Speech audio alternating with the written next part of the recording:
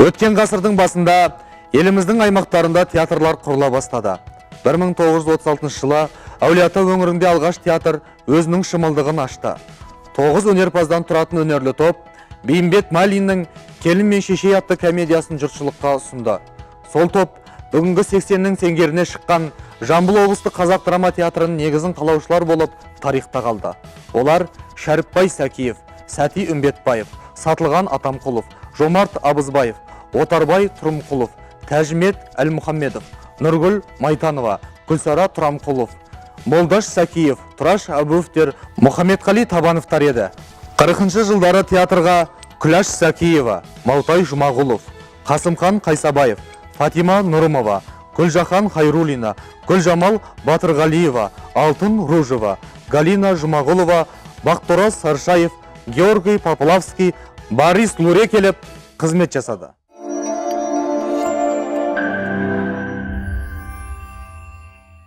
Жамбыл театрына 20 жасында бардым. Алматыда театр училищесін бітірдім. Тоқпанов деген ең бірінші қазақтың режиссері Москвадан бітіріп келген. Мен Асқар Тоқпановтың алғашқы қарлығашымын. Міне, алғашы еңбегім менің Жамбыл театрында басталды. Шәріпбай Сәкиев менің жолдасым медаль алды. Менің анау сол жердегі дивизияға концерт бергенім үшін маған бірінші орынды мен Жамбыл театры берді.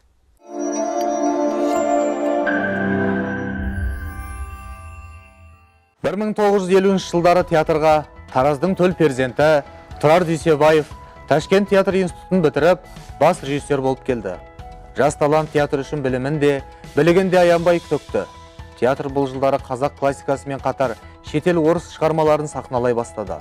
Сол жылдары театрға Ташкент театр институтын бітіріп, Жорабек Шүленбаев келсе, 60-шы жылдарға таяу Жамбыл мәдени ағарту училищесін бітіріп, Оразғали Әбділманов, Гүлбаршын Өскенбаева, Әлібек Әмзиев, Төлентай Жүршиев, Мәкен Райысханова, Асан Омарбековтер келіп қосылды. Жорабек Шүленбаев 10 жылдай үздіксіз бас лирикалық кейіпкерді сомдап, көрерменнің жүрегіне жол тапты.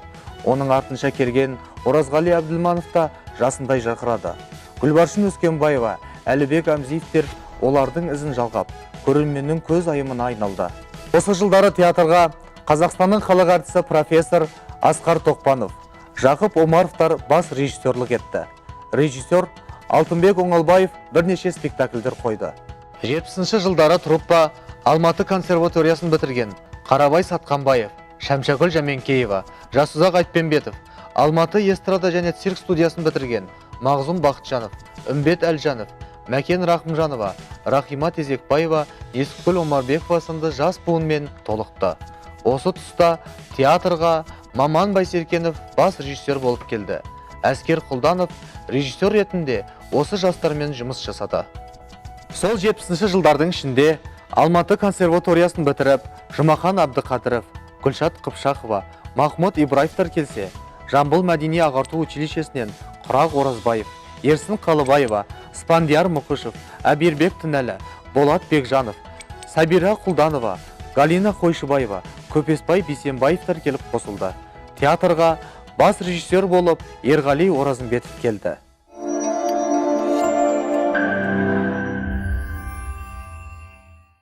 Сексенінші жылдары менің басқарған кезімдегі қойылымдарымыздың бәрі Жамбылдық облыстық драма театры алдыңғы шепте болды. Шекспирдің дүниелерін қойдық, грузинский авторлар, қазақ авторлары, классиктер, орыс классиктері облыстық театрдың репертуарына енгіздік. Оны бұлайша айтқан кезде сол бір золотой, то есть алтын дәуір деп айтуға да болады. Жамбыл театрдың ерекшілігі ол 80-ші жылдардың жаңалығы болды.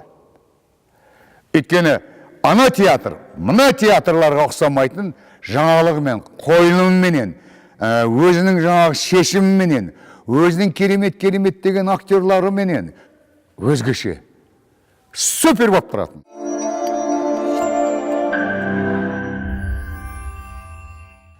Театрда Маман Байсеркенов бас режиссер ретінде өнімді еңбек етті. Қазақ театрында алғаш рет екі кеш ойналатын Шолоховтың Тынық тоны, Мүсіреповтің Қазақ солдаты, Әуезовтің Айман шолпаны, тағы да басқа заманауи шығармалар да сол жылдар еншісіне жазылды.